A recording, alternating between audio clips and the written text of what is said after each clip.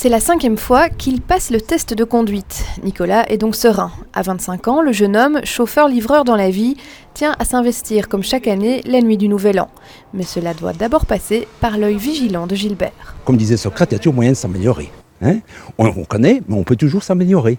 C'est ce qu'on va faire les candidats. Le candidat sait déjà rouler, mais on va voir un petit peu s'il y a moyen de rattraper les choses.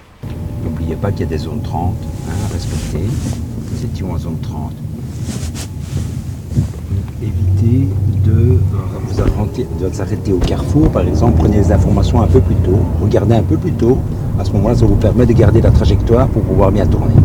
Après 30 minutes de petite remise à niveau, verdict. Est-ce que Nicolas conduira des gens le soir du Nouvel An ? Oui, il m'a convaincu. Il y a certaines petites choses, il peut toujours s'améliorer, comme tout un chacun, toute un chacune, mais il a quand même de bonnes bases. Il faut faire plus attention à certaines choses qu'on a peut-être oubliées avant, des petits détails, de bien regarder certaines choses. Et ça nous aide à s'améliorer, même pour tous les jours, en conduisant. Créée en 1989, l'association Responsible Young Drivers a pour but de ramener les conducteurs qui auraient trop bu sains et saufs à la maison, mais aussi de sensibiliser les automobilistes pour un comportement responsable.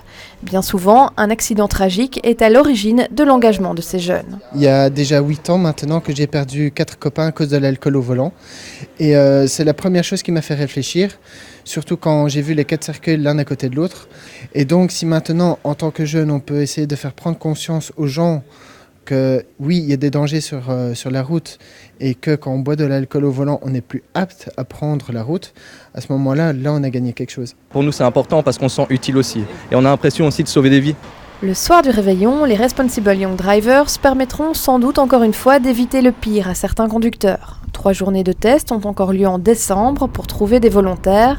Une centaine de bénévoles offrira ainsi ses services la nuit de la Saint-Sylvestre, de minuit à 6h du matin, à Bruxelles et en Wallonie.